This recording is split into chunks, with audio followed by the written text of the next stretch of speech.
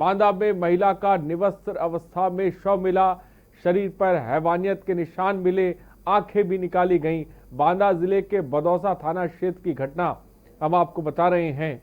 उत्तर प्रदेश में एक के बाद एक अपराध की घटनाओं ने प्रदेश की कानून व्यवस्था पर सवाल खड़े कर दिए हैं। खबर इस वक्त आपको फिलहाल बांदा से बता रहे हैं। महिला का निवस्त्र अवस्था में शव मिला, शरीर पर हैवानियत के निशान, आंखें भी निकाल ली गई। बांदा जिले के बदौसा थाना क्षेत्र की घटना इस वक्त आपको बता रहे हैं।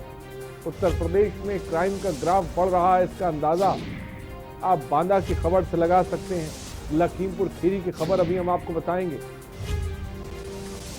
तो लगातार महिलाओं पर अपराध की जो वारदातें हैं वो बढ़ रही हैं। कहीं रेप की वारदात को अंजाम दिया जा रहा है, कहीं गैंगरेप की वारदात को अंजाम दिया जा रहा है, कहीं पर हत्या कर आंखें निकाली जा रही हैं। बदमाशों में डर नहीं है पुलिस का। सूबे में क्राइम का ग्राफ महिलाओं के प्रति लगातार बढ़ता जा रहा है और उत्तर प्रदेश में एक के बाद एक अपराध की घटनाओं ने प्रदेश की कानून व्यवस्था पर सवाल खड़े कर दिए हैं। उत्तर प्रदेश में बदमाशों के हौसले बेखौफ होते जा रहे हैं। उत्तर प्रदेश में हत्याओं का सिलसिला थमने का नाम नहीं ले रहा है, तो रेप की घटनाएं रुकने का नाम नहीं ले रही हैं। इन दिनों यूपी में क्राइम आउट ऑफ कंट्रोल होता जा रहा है। आपको इन सब के बीच टीवी स्क्रीन पर हम 5 तस्वीरें दिखा रहे हैं। पहली तस्वीर आप गोंडा जिले की देख रहे हैं, जहां बीते दिन मंदिर के एक पुजारी को गोली मार दी जाती है। तो दूसरी तस्वीर आपकी टीवी स्क्रीन पर लखीमपुर खीरी की है, जहां एक युवती का शत शव मिलता है। परिजनों ने रेप के बाद हत्या की आशंका जाहिर की है। लखीमपुर खीरी की बात करें। तीसरी तस्वीर जो आप अपनी टीवी स्क्रीन पर देख रहे हैं वो महोबा जिले से है, जहां चुनावी रंजिश के चलते ग्राम प्रधान की हत्या कर दी गई। आरोप गांव के पूर्व प्रधान पर लगा है। परिजनों की माने तो 10 से ज्यादा लोग पूर्व प्रधान के साथ घटना को अंजाम देने आए थे। आप चौथी तस्वीर जो देख रहे हैं वो हमीरपुर से है। यहां तो मकान खाली करवाने के नाम पर दलित महिला को पेड़ से जानवरों की तरह बांधा गया, उसकी पिटाई की गई और देखने और सुनने वाला वहां पर भी कोई नहीं था। पांचवी तस्वीर झांसी जिले की है, जहां थाना सीपरी बाजार क्षेत्र के पॉलिटेक्निक कॉलेज में दिन दहाड़े पॉलिटेक्निक के छात्र की धुनाई की गई। उसकी नाबालिग मित्र को बंधक बनाकर छात्र ने रेप किया और अश्लील वीडियो बनाकर पीड़िता से रुपए की भी वसूले। वहीं पुलिस ने मुख्य आरोपी सहित 5 आरोपियों को पकड़ लिया है। साथ ही 3 आरोपियों को पकड़ने के लिए 3 टीमें बना दी गई हैं। ये 5 तस्वीर सूबे में कानून व्यवस्था कैसी है वो आप इन तस्वीरों से देखकर अंदाजा लगा सकते हैं। गोंडा हो, लखीमपुर खीरी हो, महोबा हो, झांसी हो, हमीरपुर हो, हर जगह पर वारदात को अंजाम दिया गया है। यूपी में क्राइम आउट ऑफ कंट्रोल हो चुका है।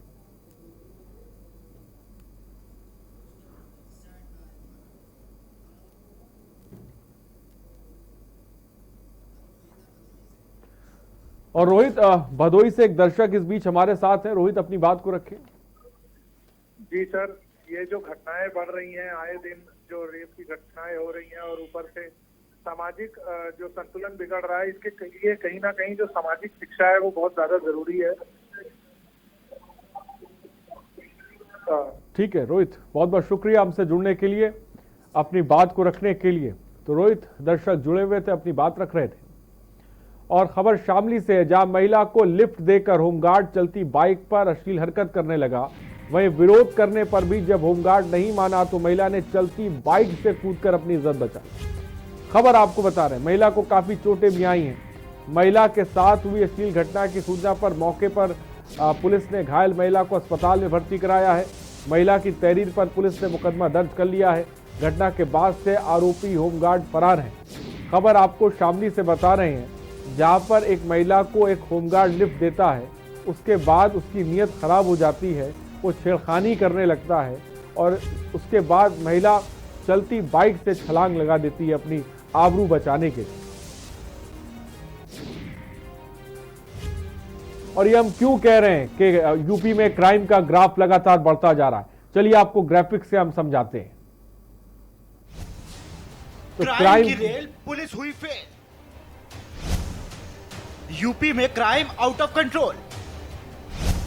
पुलिस का अपराधियों पर नहीं है खौफ। कहीं हत्या तो कहीं हो रहे हैं रेप। बांदा जिले के बदौसा में हैवानियत की हदें पार। हत्या के बाद युवती की निकाली आंखें।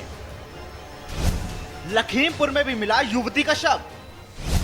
हमीरपुर में दलित महिला को पेड़ से बांध कर दी यातनाएं। झांसी में नाबालिग छात्रा को बंधक बनाकर रेप। महोबा में दिन दहाड़े प्रधान को गोली से उड़ाया। पुजारी भी नहीं बच रहे अपराधियों के कहर से। गोंडा में मंदिर के पुजारी को मारी गोली। तो एक तरफ यूपी में क्राइम को लेकर जगह जगह प्रदर्शन है। इस बीच मुंबई की एक तस्वीर आपको दिखा रहे हैं। अपराध और बलात्कार को लेकर बीजेपी के कार्यकर्ता सड़कों पर उतरे हुए हैं, प्रदर्शन कर रहे हैं। और आप देख सकते हैं साफ तौर पर महिलाओं पर जिस तरह से अत्याचार बढ़ता जा रहा है। एक तरफ सुबह बोलेगा हम उत्तर प्रदेश में बात कर रहे हैं, लेकिन महाराष्ट्र में भी महिलाएं सड़कों पर हैं, प्रदर्शन कर रही हैं। जिस तरह से महिलाओं पर अपराध का जो ग्राफ है वो लगातार बढ़ता जा रहा है। कहीं गैंगरेप की वारदात को अंजाम दिया जा रहा है। यूपी की जैसा कि हम बात कर लें, एक महिला की आंख निकाल ली गई, आप सोचिए। और इस बीच महाराष्ट्र की तस्वीरें लाइव इस वक्त टीवी स्क्रीन पर देख रहे हैं। तो उन सब के बीच हमने थोड़ी देर पहले आपको 5 तस्वीरें भी दिखाई थी। झांसी, लखीमपुर खीरी, बांदा, तमाम जगहों पर एक ही जैसी तस्वीरें। क्राइम का ग्राफ लगातार यूपी में बढ़ रहा है। इस बीच हमारे साथ हमारे गेस्ट भी जुड़ने, उनसे आपका तारुफ करा दे। तायरा हसन सामाजिक कार्यकर्ता है, जानी मानी शख्सियत है, वो इस वक्त हमारे साथ जुड़े। तायरा हसन जी, बहुत बहुत स्वागत है आपका। आमिर रजा लखीमपुर से हमारे संवाददाता इस वक्त हमारे साथ जुड़े हुए हैं। अनवर रजा भी हमारे साथ जुड़े होंगे। फिलहाल नंबर्स लगातार नीचे फ्लैश हो रहे हैं। सूबा बोलेगा में आप कॉल करिए, आपके जहन में सूबे को लेकर जो कुछ है वो पूछ सकते हैं। और इस अपराध के ग्राफ को लेकर या आपके आसपास किस तरह की घटनाएं हो रही हैं और उस पर पुलिस प्रशासन क्या कुछ कर रहा है, उसको लेकर भी आप सूबा बोलेगा में बात रख सकते हैं। हम आपकी आवाज को सरकार तक पहुंचाएंगे, प्रशासन तक पहुंचाएंगे। फिलहाल तायरा हसन जी, जिस तरह से यूपी में अपराध का ग्राफ लगातार बढ़ता जा रहा है, 5 तस्वीरें हमने आपको दिखाई भी। सबसे पहले क्या कहेंगी तायरा हसन जी? नहीं, बिल्कुल। देखिए, जिस तरह से पिछले दिनों से बराबर हम देख रहे हैं कि महिलाओं के साथ सेक्सुअल वायलेंस बढ़ा है। अभी आपने भी दिखाया कि किस तरह से बांदा में बच्ची की और महिला की नेकेड डेड बॉडी मिली, आंखें निकाल ली गई। मतलब इतना ज्यादा हैवानियत हो रही है। और उसके इससे पहले भी लखीमपुर में केस हो चुका, मेरे ख्याल से मुश्किल से 1 महीना भी नहीं हुआ होगा। अभी हाथरस का केस हुआ था, गोरखपुर में हुआ, आज एक हरदोई में भी 6 साल की बच्ची के साथ बलात्कार का केस अभी थोड़ी देर पहले चैनल पे मैं देख रही थी, आ रहा है। तो बराबर हो रहा है। ये सवाल खड़ा होता है कि इस खाकी वर्दी का डर क्यों नहीं है लोगों में? हैवानियत करने से पहले कानून का डर क्यों नहीं है? जबकि हम सबसे बड़ा लोकतंत्र हैं जो कानून से चलता है, संविधान से चलता है, जहां सब बराबर हैं। तो ये किस तरह से ये इस तरह की वारदातें हो रही हैं, ये भी देखना होगा। देखिए कि जब इस तरह के बयान आते हैं लॉ मेकर के द्वारा कि वो कौन सी लड़कियां हैं जिनकी जो पाई जाती हैं अरहर के खेत में, तो मक्का के खेत में, तो नाली में, तो झाड़ी में, तो बताइए जंगल में। तो इस तरह के बयानों के खिलाफ भी एक्शन होना चाहिए। और जब लॉ मेकर ये बयान भी दें, महिलाओं पे बढ़ती हुई हिंसा को रोकने की बात ना करें और इस तरह के हैवानों को दंड देने की बात ना करें, और ये बात ना करें कि एक मजबूत कानून निर्भया के पास हमारे हाथ में है, उसको कैसे इंप्लीमेंट किया जाए, 3000 करोड़ जो निर्भया फंड है उसका इस्तेमाल कैसे बेहतर हो, कैसे फास्ट ट्रैक कोर्ट काम करे तेजी से, किस तरह की कोशिश की जाए कि विटनेस हॉस्टाइल ना हो और कन्विक्शन रेट बढ़ाए। ये न कह के वो कह रहे हैं कि लड़कियों को संस्कार दिया जाए।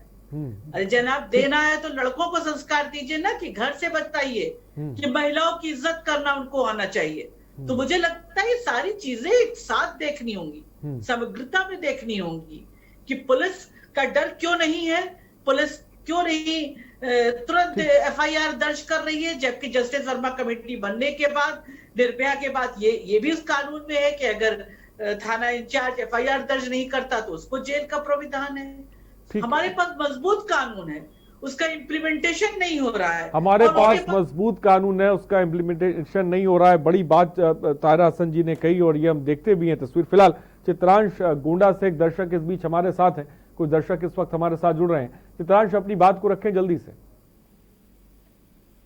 चित्रांश, क्या मेरी आवाज आप तक पहुंच रही? जल्दी से अपनी बात को रखें। ठीक है, चित्रांश तक शायद मेरी आवाज नहीं पहुंच पा रही है। गौरव एक दर्शक इस बीच हमारे साथ हैं। गौरव, क्या कहना चाहेंगे आप? जी, ताहिरा हसन जी से तो हमारा सिर्फ दो ही सवाल है। उनको बहुत एडमायर करते हैं, उनको फॉलो भी बहुत करते हैं हम सारी जगहों पे। ताहिरा जी से बस एक सवाल ये है कि सामाजिक जो संतुलन बिगड़ रहा है इन दिनों, उसको संभालने के लिए शिक्षा का स्तर स्कूलों में और कॉलेजों में महिला सुरक्षा का जो एजुकेशन है उसको किस लेवल तक बढ़ाया जाए, पहला सवाल। दूसरा सवाल मेरा ये है कि कानून का इम्प्लीमेंटेशन जो अधिकारी नहीं कर पा रहे उनको दंडित करने के लिए ऐसा कौन सा एक कि मतलब एक ऐसी बॉडी हो जिससे डायरेक्टली उनकी कंप्लेन हो सके और उसका निदान भी तुरंत मिल सके। ताहिरा हसन जी, गौरव दर्शक जुड़े थे, आपसे सवाल किया, अगर आप तक पहुंचा है तो जवाब दें। हाँ जी, पूरी आवाज उनकी साफ नहीं आ रही थी। उन्होंने क्या, एक तो कानून के इम्प्लीमेंटेशन की बात की। ताहिरा हसन जी, उन्होंने पहला सवाल पूछा जो सामाजिक संतुलन बिगड़ रहा है, इसको लेकर किस तरह के कदम उठाने की जरूरत है जो हाल फिलहाल हम देख रहे हैं। और दूसरा सवाल भी उन्हीं ने पूछा कि हमारे पास सशक्त कानून है लेकिन उसका इम्प्लीमेंटेशन नहीं है। आखिर इस बॉडी को लेकर जो दंड संहिता, इसको लेकर किस तरह के काम करने की जरूरत है, इसके बारे में उन्होंने जवाब मांगा है। नहीं, बिल्कुल आप सही कह रहे हैं। समाज में भी हम लोग बराबर कह रहे हैं कि एक उसको सेंसिटाइज किया जाए। पुलिस की सेंसिटाइजेशन की और रिफॉर्म की बात भी जस्टिस वर्मा कमेटी में की गई थी, लेकिन अभी तक उस पर कोई काम नहीं हुआ है। समाज में सेंसिटाइजेशन होना चाहिए। स्कूल्स में इस तरह के सब्जेक्ट रखे जाना चाहिए जहां पे महिलाओं इक्वलिटी पे बात हो, कि महिलाएं भी इक्वल हैं, इस चीज को लेकर उसमें चला जाए। क्योंकि वहां भी बहुत सी इस तरह की स्कूल बुक्स रही हैं जिसमें बराबर ही कहा जाता है, जो बच्चों को छोटे से कहती हैं कि मम्मी किचन में है और पापा न्यूज़पेपर पढ़ रहे हैं, राजू फुटबॉल से खेल रहा है और कविता जो है वो गुड़िया से खेल रही है। तो वो जेंडर का जो एक दिखाया गया है कि ये करना चाहिए जेंडर में और ये नहीं करना चाहिए, तो उस चीज के लिए स्कूल्स में भी ये पूरा एक कोर्स चलाना चाहिए। और जो हमारे टीनेजर लड़के लड़कियां हैं उनके बीच में बातचीत होनी चाहिए, इस पे जेंडर सेंसिटाइजेशन प्रोग्राम्स वहां चलाने चाहिए। लेकिन जो सबसे बड़ी बात जो आपने कही, जो मजबूत कानून हमारे पास है उसका इम्प्लीमेंटेशन होना चाहिए। जैसे मैंने अभी कहा था कि जस्टिस वर्मा कमेटी में है कि एफआईआर दर्ज नहीं होती तो थाना इंचार्ज की जेल में जाने का प्राविधान है। उत्तर प्रदेश सबसे बड़ा प्रदेश है जो राजनीति की दशा और दिशा को तय करता है, लेकिन मुझको जहां तक पता है अब तक 2 या 3 से ज्यादा थाना इंचार्ज नहीं गए हैं जेल। तो जब इस तरह के ऑफिसर्स भी, इस तरह के जो लोग रिस्पॉन्सिबल पोस्ट पे हैं वो भी दंडित किए जाएंगे।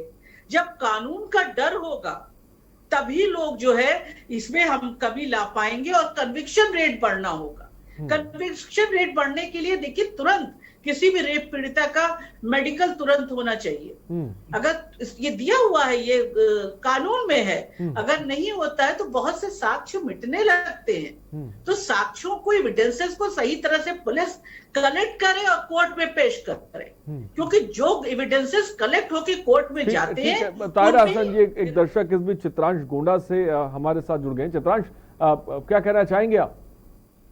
हाँ सर, ताहिरा हसन जी ने बहुत अच्छी बात कही कि कानून का इम्प्लीकेशन नहीं होता है। कानून बहुत अच्छे बने हुए हैं, बहुत अच्छी बात लगी। लेकिन सर यहाँ पर ये भी कहना है कि कानून का इम्प्लीकेशन क्यों नहीं होता है, मैडम को ये भी सोचना चाहिए। हेलो, हाँ, कानून का सर इम्प्लीकेशन क्यों नहीं होता ये भी सोचना चाहिए, क्योंकि पुलिस ऑफिसर हो या कोई भी समाज का व्यक्ति हो, जानते हैं कि अधिकतर केसेस झूठे भी होते हैं। आज 90% केस, सुप्रीम कोर्ट कहता है 90% दहेज के केस झूठे होते हैं। इस पर मैडम कभी कुछ नहीं बोलती हैं। केवल एक पक्षी कानून हमारे देश का बना हुआ है, उसी डर्रे पर चलती रहती हैं, उसी डर्रे पर देश चल रहा है। अरे आप प्लीज ये कहिए ना, अगर लड़की गलती करेगी तो लड़की को ही बड़ी सजा होगी। आज दहेज के झूठे केस में 498 मात्र 1,000 रुपए पेनाल्टी पड़ती है लड़की पक्ष पर, और लड़का पक्ष 10 साल केस लड़ता है। ये कहाँ का न्याय है हमारे देश का भाई? ठीक है चित्रांश, बहुत बहुत शुक्रिया हमारे साथ जुड़ने के लिए। चित्रांश, मैं आऊंगा ताहिरा हसन जी, इस चीज का भी जवाब लूंगा आपसे, लेकिन आमिर रजा हमारे संवाददाता लखीमपुर खीरी से इस वक्त हैं। आमिर, लखीमपुर खीरी में आप हैं, वारदात को अंजाम दिया गया है, क्या जानकारी है? जिस तरीके से खबर आई थी कि पसवा थाना क्षेत्र में एक किशोरी का नग्न अवस्था में शव मिला है, उसके बाद आशंका जताई जा रही थी कि किशोरी के साथ रेप के बाद उसकी हत्या की गई है, और इसको लेकर काफी तनाव भी देखने को मिल रहा था। लेकिन आज जब पोस्टमार्टम की रिपोर्ट आई तो उससे ये राहत भरी उसमें से खबर आई है कि जो किशोरी की हत्या हुई है उसके साथ कोई शारीरिक संबंध या हैवानियत का खेल नहीं खेला गया है। लेकिन चूंकि किशोरी की हत्या हुई है, अब महिलाओं की सुरक्षा को लेकर एक बार फिर से सवाल उठ रहा है, क्योंकि अगर लखीमपुर खीरी की बात करें तो लखीमपुर में 2 महीनों में लगभग 4 किशोरी बुरी तरीके से उनके साथ बलात्कार के बाद उनकी हत्याएं की गई हैं, और इस तरीके की घटनाएं जो है उन पर अंकुश लगता दिखाई नहीं दे रहा है। अब आमिर, आपने बताया कि जैसे कि 4 किशोरियों के साथ हाल फिलहाल जो है उनके साथ रेप की वारदात को अंजाम दिया गया। एक तस्वीर लखीमपुर की हम दिखा भी रहे हैं जहां पर महिला की हत्या कर दी गई, उसकी आंखों को निकाल लिया गया। पुलिस आखिर क्या कुछ कर रही है? क्या इन आरोपियों को गिरफ्तार किया है पुलिस ने? उन तक पहुंच पाई है अभी तक? पुलिस का क्या कुछ कहना है? उस संबंध में जब पुलिस से बात हुई तो उन्होंने एसपी खीरी ने बताया कि 3 टीमें बनाई गई हैं, जो अपराधी को चिन्हित किया जा रहा है कि आखिर किसने इस वारदात को अंजाम दिया है, उसकी तलाश की जा रही है, उसकी गिरफ्तारी के प्रयास किए जा रहे हैं। लेकिन इधर एक दौर चल रहा है, हम लखीमपुर में जो देखने को मिल रहा है कि किशोरियों के साथ, महिलाओं के साथ इस तरीके की घटनाएं होती हैं, गांव से निकलकर वो शिकायतें पुलिस के थाने तक पहुंचती हैं, लेकिन उस पर कोई कार्रवाई अमल में आती नहीं दिखाई देती है। इस संबंध में जब अधिकारियों से बात की जाती है तो वो यही कहते दिखाई देते हैं कि आजकल राजनीतिक का दौर चल रहा है, प्रधानी का इलेक्शन चल रहा है, तो झूठी अफवाहें भी हो सकती है। लेकिन कहीं ना कहीं जो कानून, महिलाओं का कानून है, जो प्रथम दृष्टया अगर कोई प्रार्थना पत्र आता है तो उसकी रिपोर्ट दर्ज करने का प्रावधान है, उसके बाद उसकी जांच के बाद जो अपराधी है उनको सजा देने की बात है। लेकिन कहीं ना कहीं जो पुलिस लखीमपुर में देखने को मिल रहा है कि हर शिकायत पर एक राष्ट्र एप्लीकेशन आती है, और कहीं ना कहीं जो महिलाओं को इंसाफ मिलने की बात है उसमें लेट लतीफी दिखाई दे रही है, और मामला सुलह समझौता करके मामले को खत्म करने का प्रयास किया जा रहा है। यही वजह है कि जो महिलाओं के प्रति जो अपराध है वो बढ़ता हुआ दिखाई दे रहा है। बड़ी बात आमिर रजा ने कही, ये जो सुलह समझौता वाला पुलिस रूप अख्तियार करती है कई जगहों पर, हमने देखा है कि कई जगहों पर अगर आप महिला के साथ रेप की घटना हो जाती है, तमाम ऐसी खबरें थी जहां पर सबसे पहले तो भगा दिया जाता है। ये स्थिति वहां पर होती है, रिपोर्ट नहीं लिखी जाती है, सुलह समझौते की बात की जाती है, और यही बहुत बड़ी वजह होती है जहां पर इन अपराधियों का हौसला जो है बुलंद होने लगता है। फिलहाल एक दर्शक इस बीच अरुण हमारे साथ जुड़ गए। अरुण, क्या कहेंगे आप? जी देखिए, अभी तो मैं ताहिरा हसन जी को बहुत ध्यान से सुन रहा था। मेरा उनसे बस एक ही सवाल ये है कि हिंदुस्तान के जितने भी हाई कोर्ट हैं वहाँ पे सिर्फ 38% जज अभी वर्क फोर्स में हैं, और बाकी की जो 62% जो सीट्स हैं जजेस के लिए वो अभी भी वेकेंट है। तो जो केसेस हैं, कन्विक्शन ना हो पाना या जजमेंट टाइम पे ना मिल पाना या जजमेंट का डिले होना, ये भी एक बहुत बड़ा कारण है। और मुझे लगता है कि इसके लिए कौन जिम्मेवार है? सरकार कि वो जजेस की अपॉइंटमेंट समय पे नहीं कर पा रहे हैं, नियुक्ति सही समय पे नहीं कर पा रहे हैं, या फिर आप ये कह रहे हैं कि केसेस जो पहुंच रहे हैं एक जज के पास, वो इतने ज्यादा केसेस पहुंच जा रहे हैं कि डेट के ऊपर डेट मिलती जाती है, फाइलें दब जाती हैं और न्याय मिलने में इतना समय लग जाता है। इसलिए आज के डेट की जो जनरेशन है वो ये कहती है कि भाई पकड़ो और सीधे इनकाउंटर करो। तो मैं ताहिरा जी से जानना चाहूंगा कि ये जो समस्या है ये कब तक इसका निदान मिल सकता है कि हाई कोर्ट में जो जजेस हैं वो पूरे वर्क फोर्स में आए, 100% उनकी नियुक्ति हो, और जो जजमेंट में जो डिले मिल रहा है वो थोड़ा जल्दी मिले। ठीक है अरुण, बहुत बहुत शुक्रिया हमसे जुड़ने के लिए, अपनी बात रखने की। ताहिरा हसन जी, अरुण एक दर्शक हमारे साथ जुड़े हुए थे, उन्हीं ने साफ तौर पे सवाल पूछा है। मैं मानता हूं कि एक तरफ कानून का इम्प्लीमेंटेशन नहीं हो पाता है, जिसकी वजह से जो है अपराधियों में खौफ नहीं बैठ पाता है। आमिर रजा लखीमपुर खीरी से एक तस्वीर बता रहे हैं, जो तस्वीर सूबे की तमाम जगहों से हैं जहां पर ये एडजस्टमेंट की बात की जाती है, सुलह समझौते की बात कई जगहों पर की जाती है, कई जगहों पर FIR तक, रिपोर्ट तक नहीं दर्ज की जाती है। लेकिन एक तस्वीर अरुण ने भी बताई जहां पर हम देख रहे हैं कि हाई कोर्ट्स में बहुत से ऐसे मामले हैं रेप के, गैंग रेप के, जो लंबित पड़े हुए हैं।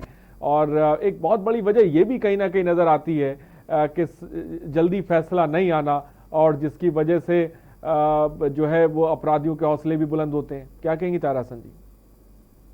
अच्छा सवाल इनका है। मैं ये इसी बात को तो जस्टिस वर्मा कमेटी ने बहुत गहन अध्ययन के बाद रखा है कानून में कि ऐसे केसेस का निस्तारण फास्ट ट्रैक कोर्ट से हो। और निर्भया में हमने देखा कि फास्ट ट्रैक कोर्ट में भी हमने कितना लंबा मैं रुकना चाहूंगा तारा हसन जी। इस वक्त एक बड़ी अपडेट, और सीधे लखनऊ लेके चलते हैं जहां पर हाथरस होगा, अपील में होगा या फर्दर अदर जो प्रोसीडिंग होगी तो वो भी एडमिट कर ली है। तीसरा जो है केस को ट्रांसफर करने का, तो केस जो ट्रांसफर है वो अंडर इन्वेस्टिगेशन के बाद होगा। Thank you so much. तो हाथरस में पीड़िता की वकील को साफ तौर पे आप सुन रहे थे, लखनऊ हाई कोर्ट के बाहर वो अपनी इस पूरे मामले पर बात रख रही थी। फिलहाल हम अपने प्रोग्राम की तरफ आगे बढ़ते हैं। लगातार नंबर्स फ्लैश हो रहे हैं, आप कॉल करिए। सुबह बोलेगा में सूबे में जो अपराध का ग्राफ बढ़ रहा है, खासकर महिलाओं के प्रति, उसको लेकर आप क्या सोचते हैं? इसकी बड़ी वजह आपको क्या नजर आती है? क्यों ये अपराध बढ़ रहे हैं? लखीमपुर खीरी हो, बांदा हो, झांसी हो, तमाम जगहों से ऐसी खबरें अब लग रहा है आम हो चली है, जहां पर गैंगरेप और रेप की वारदात को अंजाम दिया जा रहा है। लखीमपुर में आमिर रजा ने साफ तौर पे बताया, एक महिला को मारा जाता है, उसके बाद उसकी आंखों को बाहर निकाल लिया जाता है। आप सोचिए इतनी जघन्य और क्रूरता से जो है मौत के घाट जो है ये अपराधी जो है, जो आरोपी हैं, ये उतार रहे हैं, और पुलिस अभी तक उन तक नहीं पहुंच पाई है। नीतू लखनऊ से इस बीच एक दर्शक हमारे साथ है। नीतू, अपनी बात को रखें जल्दी से। जी हाँ सर, देखिए बनाने से नहीं बल्कि उसको लागू करने से बात बनेगी। और सर रहा सवाल पुलिस का, तो पुलिस से अपराधी नहीं डर रहे हैं, और पुलिस ही अगर सुधर जाएगी तो आधी घटनाएं तो अपने आप ही कम हो जाएंगी। और महिलाओं के लिए सर इतनी हेल्पलाइंस बनाई गई थी, women power line, 181 helpline, anti Romeo squad, ये सब हेल्पलाइन कहाँ चली गई हैं? और जब सर ऐसी घटना होती है तो फिर कोई भी नहीं दिखाई देता है, और सबसे पहली ड्यूटी सर पुलिस की बनती है। इसलिए शासन प्रशासन ये सब दोनों जिम्मेदार हैं, और सरकार महिला सुरक्षा के मामले में फेल हो चुकी है। ठीक है नीतू, बहुत बहुत शुक्रिया हमसे जुड़ने के लिए, अपनी बात को रख लें। ताहिरा हसन जी, अपनी बात को पूरा करें, आप कुछ कह रही थी। जी जी बिल्कुल, मैंने इससे पहले जो दर्शक ने पूछा था वो बहुत अच्छा सवाल था। इससे मैंने कहा कि इसीलिए हम लोग बार बार कह रहे हैं कि कन्विक्शन रेट बढ़ाना होगा। कन्विक्शन रेट 1975 में 41% था, अब 27% हो गया है। इसके लिए जरूरी है कि इस तरह के केसेस का निस्तारण फास्ट ट्रैक कोर्ट के द्वारा किया जाए, जिससे कि विटनेस हॉस्टाइल ना हो, और ये जो कल्प्रिट्स हैं, जो एक्यूज्ड हैं, ये निकल ना जाए बाहर और बड़े बड़े वकीलों को करके उसके बाद उससे बड़ा क्राइम करें। इसीलिए एक लिमिटेड टाइम में हो और फास्ट ट्रैक कोर्ट के द्वारा किया जाए इनका निस्तारण। लेकिन ये भी जरूरी है कि पुलिस जो है एविडेंसेस को, इसीलिए रिफॉर्म की बात है, सैनिटाइज करने की बात है, सही तरह से कलेक्ट करके कोर्ट में पेश करे। हाथरस केस में आपने देखा है कि वो 7 दिन बाद जाके गैंगरेप की धारा लगी है। डाइंग डिक्लेरेशन के बाद एक जिम्मेदार पुलिस ऑफिसर निकल के कहते हैं कि उनके साथ बलात्कार नहीं हुआ। अभी तो इस तरह से, यही मैं कह रही थी, एविडेंसेस तुरंत कनेक्ट किए जाते हैं। उस जगह पे जहां वारदात होती है वहां जाके एक एक चीज कनेक्ट की जाती है, कलेक्ट करके तब पुलिस उसको कोर्ट में पेश करती है। तो यहाँ से बहुत सी चीजें लचर है, उनको ठीक करना होगा। और महिलाओं के प्रति होने वाली हिंसा को अभी हिंसा नहीं समझा जा रहा है, वो कॉमोडिटी है, उनके साथ कुछ भी हुआ यूज एंड थ्रो। ये क्यों नहीं लोग सोचते कि हर एक के पास बेटी और क्यों नहीं कानून का सही तरह से इम्प्लीमेंटेशन होता? आधी जमीन के साथ ये कौन सी हैवानियत वाली सोच है? तो मुझे लगता है ऑन कर लो जाए, चाहे इसमें होना बहुत जरूरी है। साफ तौर। अभिषेक एक दर्शक इस बीच हमारे साथ कानपुर से जुड़े हुए हैं। अभिषेक, अपनी बात को रखें जल्दी से। सर मैं ये कहना चाहूंगा कि जो पुलिस का मामला उठा है आज जी, जैसे कि अभी सर मैं परसों कानपुर में ही रहता हूँ, और जा रहे थे, मैं किसी काम से हॉस्पिटल जा रहे थे, तो जहाँ पर की रेड लाइट है और वहाँ पर हम अब जाने का मुझे सिग्नल मिला ग्रीन लाइट, तो मैं आगे बढ़ा तो एक होम गार्ड वाला आता है और पकड़ के हैंडल खींच लेता है मेरी, और उसके बाद चाबी निकाल लेता है, कहता है कि आपने जो है गलत क्रॉस किया। तो मैंने कहा मैंने गलत कैसे क्रॉस किया, मैंने तो ग्रीन लाइट पे गया। उसके बाद में कहता है ऐसा करिए 500 रुपये दीजिए, नहीं तो साहब जो है अभी ज्यादा लेंगे और ले लेके निपटारा करिए। उसके बाद मैंने कहा मैं नहीं दूंगा पैसा। फिर उसके बाद भी उसने जो है नहीं दिया चाबी मुझे। जब मैं मुझसे 100 रुपये ले लिए तब चाबी दिया। सर ऐसे पुलिस का बताइए, तब देखने क्या ऐसे होगा। बहुत बहुत शुक्रिया अभिषेक। बता रहे थे किस तरह से कानपुर के अंदर कुछ चौराहों पर पैसे लिए जा रहे हैं, वो तस्वीर बता रहे थे और कहीं ना कहीं ये भी एक बहुत बड़ी वजह साफ तौर पे नजर आती है। फिलहाल रुकते छोटे से ब्रेक के लिए, जल्द हाजिर होंगे।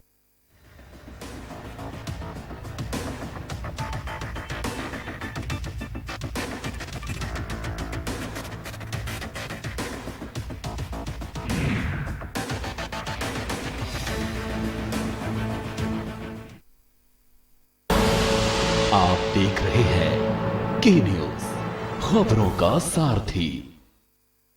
खुदी को आजमाया है तो ये अंदाज आया है, खुदी को आजमाया है तो ये अंदाज आया है।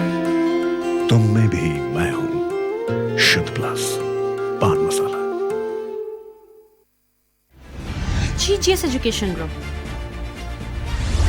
launches 20% discount on academic fee of courses MBA, BBA, BCA, BFSI and GM, D Pharma, B Pharma. Offers best infrastructure, best transport facility, best academic service and best placement service. Register today to avail 20% discount. Call 9971 496 497 or visit the campus Kanpur Lucknow Highway near Unnao. GGS Education Group. आप देख रहे हैं के news, खबरों का सारथी।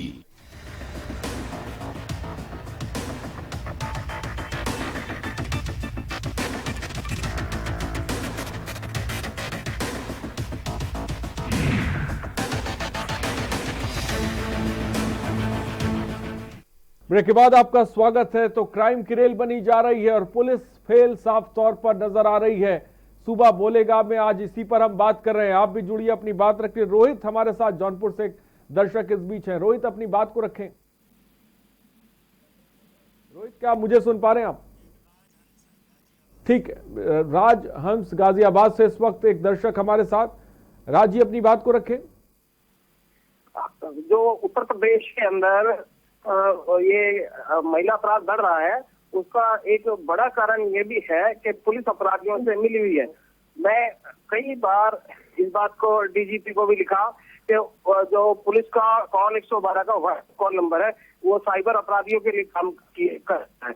ये चीज बेहद गंभीर है। जो पुलिस अपराधियों से मिली हुई है, जब पुलिस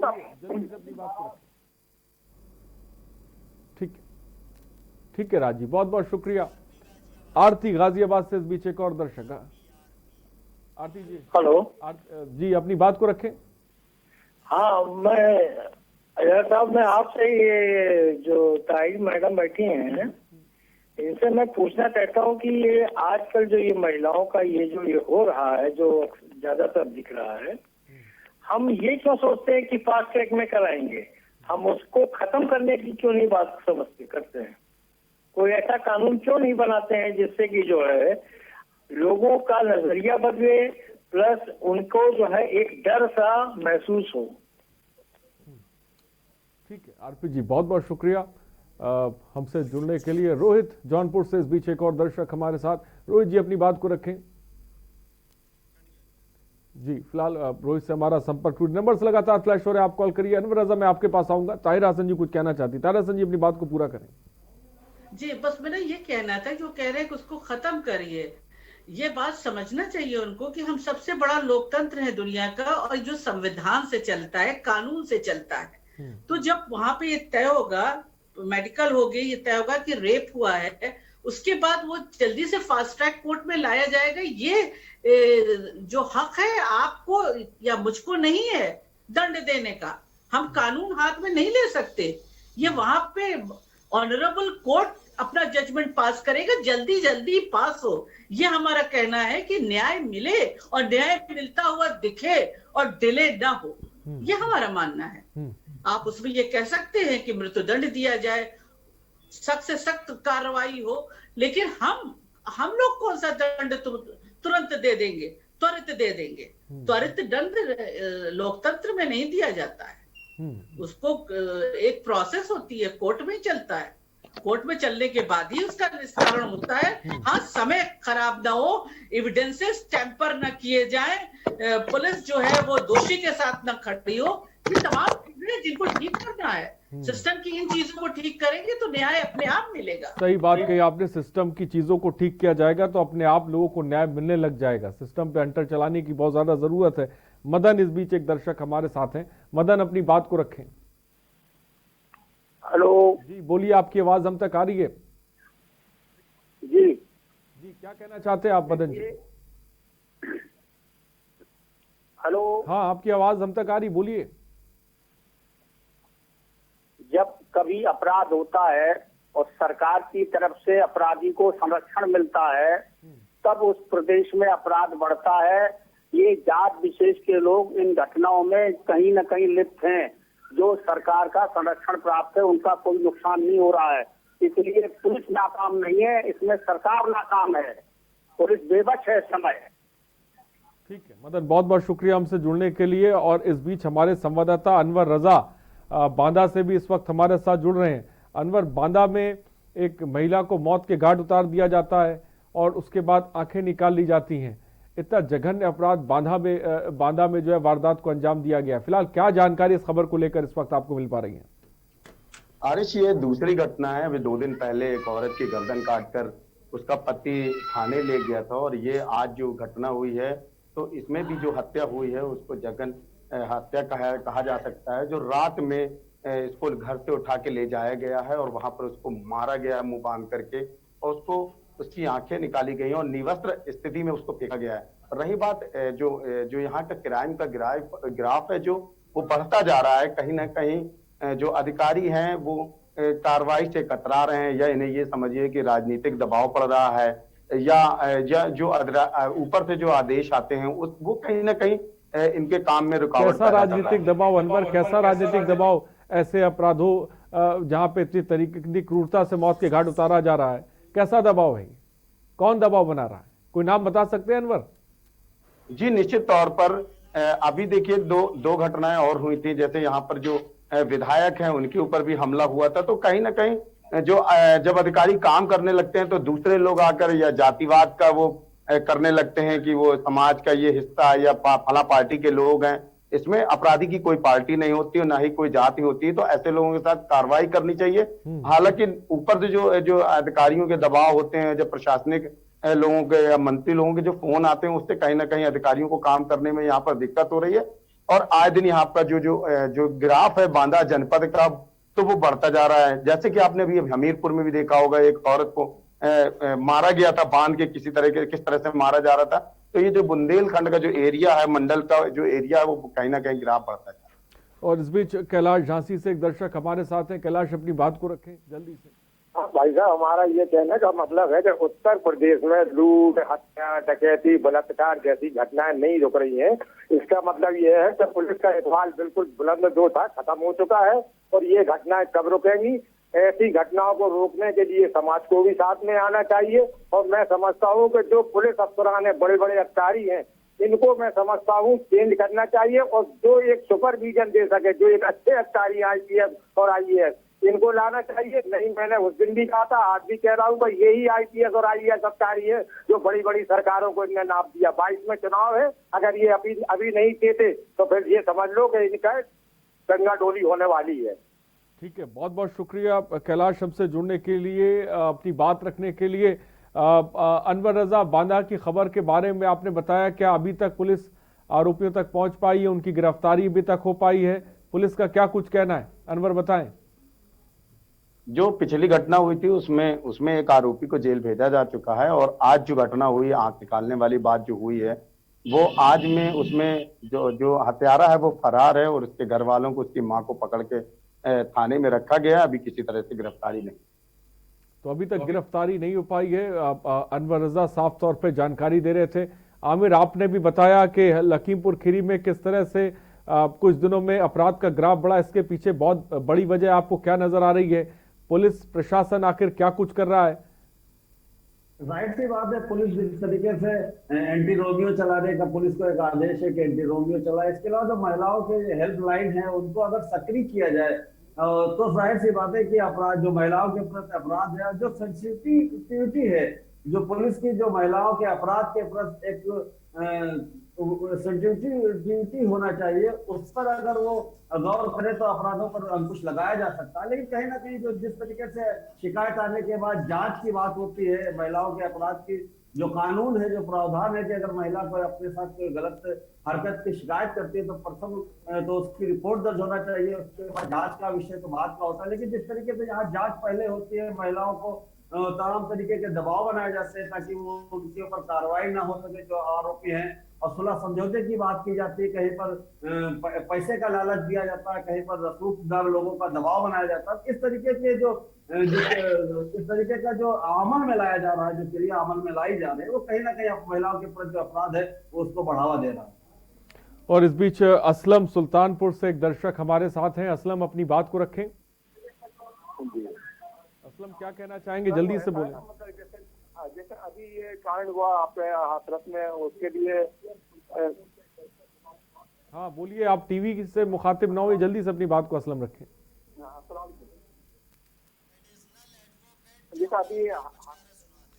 फिलहाल असलम मैं आपको रोकना चाहूंगा, हाथरस मामले पर एडिशनल एडवोकेट जनरल क्या कुछ कह रहे हैं, सीधे आपको दिखा रहे हैं। 2 तारीख का हम कह सकते हैं, 2 नवंबर की डेट लगी है। कोई नाराजगी वगैरह जैसे बात आ रही थी? नहीं, ऐसा कुछ नहीं, ऐसा कुछ नहीं, कोर्ट का ऑब्जर्वेशन ऐसा भी कुछ नहीं है। और फिलहाल जो है मैटर पूरा का पूरा भी न्यायालय के संज्ञान में है। इस केस में बहुत ज्यादा जी हाँ, और फिलहाल आगे की डेट के लिए न पीड़ित पक्ष के जो लोग हैं उनको नहीं बुलाया गया है, ACS होम को नहीं बुलाया गया है, DGP को नहीं बुलाया गया है, सिर्फ ADG लॉ एंड ऑर्डर और स्पेशल सेक्रेटरी होम डिपार्टमेंट का कोई एक ऑफिसर जाएगा नेक्स्ट हियरिंग पे। Thank you. तो नेक्स्ट हियरिंग को लेकर जानकारी साफ तौर पे दी जा रही थी, और पीड़िता पक्ष के वकील जो है सीमा कुशवाहा का इस दौरान क्या कुछ कहना है ये भी हम आपको दिखाते हैं। हाथरस मामले ये पीड़ित परिवार को ये मैटर माननीय न्यायालय ने खुसता संज्ञान में लिया था, तो पीड़ित परिवार ने अपना पक्ष रखा। सभी सदस्य उस परिवार के आए हुए थे, उनसे कोर्ट ने बहुत अच्छे से टाइम लेकर के उनकी हर बात सुनी है। साथ में राज्य ने भी अपना पक्ष रखा है, और बेसिक जो ये हियरिंग थी वो इस चीज पर थी कि अंतिम संस्कार इन्होंने रात में क्यों कर दिया उस बेटी का। तो कोर्ट का कहना था कि लॉ एंड ऑर्डर, स्टेट का, राज्य का कहना था कि लॉ एंड ऑर्डर फेल हो सकता था, जबकि वो वीडियो हम सभी ने देखे, वहां पर मीडिया को भी जाने की परमिशन नहीं थी, और गांव के हार्डली 50 से 60 लोग वहां पर थे, जबकि पुलिस जो भी है एडमिनिस्ट्रेशन या पुलिस ऑफिसर सबको बुला के 200 से 300 लोग थे। तो लॉ एंड ऑर्डर कहीं से भी फेल नहीं हो सकता था, लेकिन इन्होंने मेलाफाइड तरीके से उस बेटी को जला दिया केरोसिन डाल करके। तो इस पर अब फर्दर जो है राज्य अपना पक्ष रखेगा 2 नवंबर को। जी, आज आप यहाँ के मैं पीड़ित परिवार की तरफ से, मेरी पीड़ित परिवार की तरफ तीन मांगे थी पीड़ित परिवार की तरफ से, जो मैंने रखी हैं कि एक तो जो भी इन्वेस्टिगेशन है, ये केस अंडर इन्वेस्टिगेशन है, तो जो भी रिपोर्ट्स हैं वो पब्लिक में ना आए, वो रिपोर्ट पब्लिश ना की जाए, तो उसको भी कंसीडर किया है। दूसरा जो इम्पोर्टेंट है कि सिक्योरिटी परिवार की, क्योंकि अभी तो राज्य ने लॉ एंड ऑर्डर ठीक करने के लिए सिक्योरिटी दे रखी है, देन आफ्टर क्या होगा जब ये केस ट्रायल में होगा, अपील में होगा, या फर्दर अदर जो प्रोसीडिंग होगी, तो वो भी एडमिट कर ली है। तीसरा जो है केस को ट्रांसफर करने का, तो केस जो ट्रांसफर है वो अंडर इन्वेस्टिगेशन के बाद होगा। Thank you. तो सीमा कुशवाहा को आप सुन रही थी, पीड़ित पक्ष की वकील थी, जहां पर कोर्ट में जो सुनवाई उसके बारे में वो जानकारी दे रही थी। मुबारक खान इस बीच सुल्तानपुर से एक दर्शक हमारे साथ हैं। मुबारक खान जी, अपनी बात को रखें। मुबारक खान जी, मेरी आवाज आप तक पहुंच रही है? ठीक है। रोहित एक और दर्शक सुल्तानपुर से हैं। रोहित, मेरी आवाज पहुंच रही, जल्दी से अपनी बात को रखें। जी, मैं आपका बहुत कीमती सिर्फ 30 सेकंड लूंगा जनाब, और मैं चाहता हूं कि आप अपने टीवी के माध्यम से ये चीज सरकार से जरूर पूछें। मैं एक प्रतियोगी छात्र हूं जो उत्तर प्रदेश पुलिस सेवा के लिए मैं तैयारी कर रहा हूं। ये जो घटनाएं बढ़ रही है ना जनाब, इसके लिए जो मेरा एक एजुकेशनल पॉइंट ऑफ व्यू है वो ये है कि आज भी एक थाने को, यूपी में एक थाने को 1 महीने का 150 लीटर डीजल दिया जाता है, मतलब बजट कितना कम है, आप इसके ऊपर जरा गौर करवाइए। दूसरी सबसे अहम चीज कि उत्तर प्रदेश पुलिस में आज भी 1,71,000 सब इंस्पेक्टर की पदें खाली हैं। तीसरी सबसे महत्वपूर्ण चीज है आरिश जी, मैं चाहूंगा कि मैं थोड़ा सा समय ले लूं, अगर आप मुझे अलाउ करें, या तो मैं अपनी बात तुरंत खत्म कर दूं। मैं चाहूंगा आप मुझे 10 सेकंड और दें आरिश जी। कि उससे भी बड़ी बात यह है कि उत्तर प्रदेश में हेड कांस्टेबल और कांस्टेबल की पोस्ट अगर देखी जाए तो ये कम से कम 4 लाख के ऊपर जाती है। तो अगर पुलिस की जो टीम है, अगर उसमें खिलाड़ी मौजूद नहीं है और जो चंद पुलिसकर्मी मौजूद हैं उनके ऊपर इतना दबाव है कि हमें ये काम करना है, ये काम करना है, तो गलतियां पुलिस से तो होती हैं, लेकिन इसके साथ साथ जो सरकारी एजेंसियां जो पुलिस की नियुक्ति का जिम्मा जिसके ऊपर होता है, अगर वो अपना काम नहीं करेंगी तो जजमेंट डिले होना ही है। आरिश जी, मैं आपको बता रहा हूँ, जजमेंट डिले होना ही है। मैं चाहूंगा कि आप सरकार से ये सवाल जरूर पूछे कि आखिर नियुक्तियों को 2017 के बाद से क्यों रोका गया है। क्या कहेंगे, जहां पर थानों में रिपोर्ट तक एक रेप पीड़िता की नहीं दर्ज की जाती है, वहां से उससे भगा दिया जाता है, जहां पर समझौते की बात की जाती है थानों पर, इसको लेकर क्या कहें, जहां पर पीड़िता खुद थाने पहुंचती है, इसमें तो पेट्रोल डीजल नहीं लग रहा है ना। बारीकी से समझनी पड़ेगी। एक थाने में अगर 8 पुलिसकर्मी हैं और अगर उनके पास 16 केसेस हैं, मैं ये नहीं कह रहा हूँ कि उस लड़की के साथ सही हुआ या गलत हुआ, लेकिन बात यहाँ यह है कि वर्क फोर्स की जो कमी है, जो जिसकी वजह से ये प्रॉब्लम्स अराइज हो रही है, हमारा मेन चोट उसके ऊपर होना चाहिए। पहले जब हम मजबूत होंगे तभी हम समाज को मजबूत कर पाएंगे। आज ठीक है रोहित, बहुत बहुत शुक्रिया हमसे जुड़ने के लिए। रोहित कह रहे हैं पहले हम मजबूत होंगे तभी समाज जो है बेहतर हो सकेगा, लेकिन रोहित को शायद पता होना चाहिए। तस्वीर आपके सामने है, कई जगहों पर ऐसा देखने को मिलता है और दर्शक भी जुड़ रहे हैं, जहां पर हम देखते हैं कि रेप पीड़िता को कभी थाने से भगा दिया जाता है, समझौते के लिए दबाव बनाया जाता है। अभी एक दर्शक कानपुर से जुड़े हुए थे, वहां पे कौन सी वर्कफोर्स की कमी थी जहां पर चौराहे पर जो है पैसा लिया जा रहा था, 500 रुपए लिए जा रहे थे। तमाम ऐसी कॉल हैं और तमाम ऐसी खबरें हैं, और मैं मानता हूं ताहिरा हसन जी भी बैठी हुई हैं। जितनी खबरें हमारे पास पहुंचती है, दर्शकों को हम सुबह बोलेगा में और पूरे 24 घंटे 7 दिन खबरें दिखाते हैं, लेकिन न जाने ऐसी कितनी खबरें होती होंगी जो दबा दी जाती हैं, जहां पर समझौते का जो है दबाव बना लिया जाता है या रेप पीड़िता को भगा दिया जाता है। बहुत सी ऐसी खबरें होती हैं जो हम तक नहीं पहुंच पाती हैं। ताहिरा हसन जी क्या कहेंगे? रोहित ने जो बात की आपने सुना होगा, वो सिस्टम में साफ तौर पे बता रहे थे, जहां पर एसआई की और थाने में बजट की कमी को बता रहे थे, पुलिसकर्मियों की कमी को बता रहे थे। क्या ये जायज बात है मैम? देखिए, पुलिस भर्ती के लिए कौन अगेंस्ट है और पुलिस कर्मियों को लाया जाए, लेकिन मेरा ये कहना है कि क्या इन्होंने तो पूरा केस अभी देखा? अभी तो आपने हाथरस की सीमा कुशवाहा का भी बयान सुनाया कि वो क्या कह रही हैं। आखिर वहां पे मैं कह रही हूँ कि जब लड़की के साथ वारदात हुई थी तो मौके वारदात पे भी तो कोई सामान कलेक्ट नहीं किया पुलिस ने, तो वहां पे कौन सी कमी बेशी? यहाँ पे लड़की के साथ इतना उसकी जान का खतरा है, पुलिस साथ उसको लेके अलीगढ़ तक नहीं गई। तो ये तमाम कमियां जो है वो सिर्फ इस वजह से नहीं है कि लोग नहीं है, एफआईआर दर्ज नहीं की जाती। हमारी महिलाएं, खासकर हमारी जो मार्जिनलाइज क्लास की महिला है, वो थाने की सीढ़ी पे चढ़ने से डरती है। इसीलिए हम लोग बार बार कहते थे कि वहां सीसीटीवी कैमरा लगाया जाए, जिसको लिंक कीजिए एसपी ऑफिस से कि हमारी महिलाओं के साथ किस तरह की अभद्रता भी होती है वहां पे, और महिलाओं का ही कैरेक्टर असोसिएशन होने लगता है। तो ये तमाम चीजें हैं, ये माइंडसेट बदलने की बात है, ये बात है सेंसिटाइज करने की, पुलिस को रिफॉर्म की बात है। जो निर्भया के बाद ये रखा गया था कि पुलिस में रिफॉर्म की जरूरत है, पुलिस को सेंसिटाइज करने की भी जरूरत है, लेकिन हाँ ये भी है कि पुलिस में थोड़ा बढ़ना चाहिए। पुलिस का ये जो रेप में इन्वेस्टिगेशन के लिए एक अलग टीम मुझे लगता है बनानी चाहिए, पुलिस की एक अलग टीम होनी चाहिए इनकी, जो इसका काम हो कि वो इन्वेस्टिगेशन ही करे, बड़ा कायदे से जगह से एक एक चीजों को माइन्यूटली देखते हुए करे। ऐसा ना हो कि वो चौराहे पे भी लग गए, वहां भी लग गए, वीआईपी के साथ भी लग गए। वो कोई इस तरह के केसेस जब आए महिलाओं के साथ, तो उसमें पूरी इन्वेस्टिगेटिव टीम जो हो, उसमें कुछ इस तरह के पुलिस ऑफिसर्स हो, पुलिस के कर्मी हो, जो उसको वहां पे पूरी चीजों को कलेक्ट करे, एविडेंसेस कलेक्ट करे और इस इशू को केस को ठीक से देखे। इससे पहले भी कई ऐसे टीमें बनाई गई, खासकर महिला अपराध को रोकने के लिए, लेकिन वो सब गायब हो गई टीमें। ऐसा लगता है पता नहीं क्या काम कर रही हैं। हाँ बिल्कुल, क्योंकि वो सीरियसली ली ही नहीं गई। उस टीमों को, महिलाओं के साथ होने वाले अपराध को ही अगर सीरियसली लिया गया होता, निर्भया में देखिए पूरा भारतवर्ष सड़कों पे उतरा हुआ था, नौजवान हमारे साथ उतरे थे, ग्रामीण अंचलों तक में आंदोलन था उस समय। ऐसे नहीं जस्टिस वर्मा कमेटी गठित हुई थी, ऐसे नहीं हमें एक मजबूत कानून मिला था।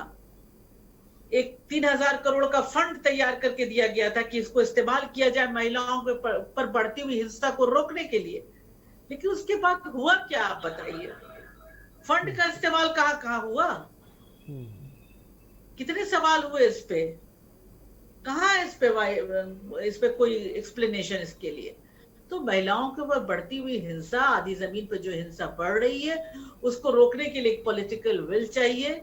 कन्विक्शन रेट को बढ़ाना होगा, कानून का डर पैदा करना होगा, कानून का इकबाल पैदा करना होगा, और फास्ट ट्रैक कोर्ट से इन केसेस का निस्तारण हो, जल्दी हो, लंबा समय ना लिया जाए। उसमें जो भी लूप होल्स है उनको उनकी कमियों को भी दूर किया जाए, जिससे कि जो विक्टिम है उसको न्याय मिले। मैंने पहले भी कहा कि न्याय मिले भी और न्याय मिलता दिखे भी, ये भी बहुत जरूरी है। तो बड़ी बात, न्याय मिले भी और न्याय मिलता दिखे भी, अब ये बहुत बड़ी बात है। और फिलहाल अनवर रजा भी हमारे साथ बांदा से जुड़े हुए। अनवर रजा, आपने कल की और आज की बांदा के अंदर जिस तरह की घटनाओं को अंजाम दिया गया उसके बारे में बताया। पुलिस प्रशासन से आपने सवाल किया, आखिर बांदा के अंदर इस तरह के अपराध की जो वारदातें हैं वो लगातार बढ़ती जा रही हैं, क्या कुछ कहना है पुलिस प्रशासन का? क्या कर रही है बांदा की पुलिस? आरिश, मैं बताना चाहूंगा, बांदा में सबसे बड़ा अवैध खनन का धंधा होता है और यहाँ पर अवैध खनन को लेकर ही बड़े बड़े अधिकारी यहाँ ट्रांसफर करवा के तो ये सारे अधिकारी अवैध खनन की तरफ उनका ध्यान है, लग रहा है अपराध की तरफ नहीं है अनवर है? निश्चित तौर पर ये सब सारे लोग हैं, थाने यहाँ बिकते हैं। यहाँ पर बांदा में जो जितने भी जनपद के थाने वो बेचे जाते हैं, बोली लगती है। जो सिपाही से लेकर दरोगा तक सब इसी सेटिंग और गेटिंग पे लगे रहते हैं कि कौन से थाने में सबसे ज्यादा कमाई हो उस थाने में ट्रांसफर। तो रही सारी बात कि सारा जो पुलिस महकमा है वो बालू में लगा रहता है और क्या कहते हैं, अपराध को रोकने में कोई कुछ है भी नहीं, किसी तरह से कोई कार्रवाई भी नहीं की जा रही है। हमेशा से रटा है, जब कभी अधिकारियों की बात की जाती है तो अधिकारी हम लोगों से जवाब देते हैं, आप अधिकारी हो या हम हैं, विवेचक अधिकारी आप हो, विवेचना आप कर रहे हो या हम कर रहे हैं, गिरफ्तार हम करेंगे जब हमें करना होगा। अभी 2 दिन पहले जब विधायक के ऊपर हमला हुआ था उस पर भी हम लोगों ने बताया कि अभी गिरफ्तार क्यों नहीं हुए विधायक के हमलावर, तो उनमें डायरेक्ट सीओ नरैनी ने कहा कि आप कौन होते हो? वो जब हम पता चल रहा है, हम पता कर रहे हैं वो कहाँ है। हमने कहा हर फला जगह में बैठा हुआ फला रूम में, आप अपराधियों को गिरफ्तार करिए। तो इस तरह से बातें करते हैं और धमकी भी दी जाती है। कोई भी अगर दूसरे लोग आते हैं, दूसरे दल के लोग आते हैं, समाज सेवा के लोग, सामाजिक लोग आते हैं, अगर उनकी आवाज उठाई जाती है तो उनको दबाने का प्रयास किया जाता है, कहीं ना कहीं उनको मुकदमा दर्ज करने की बात कही जाती है निश्चित तौर पर।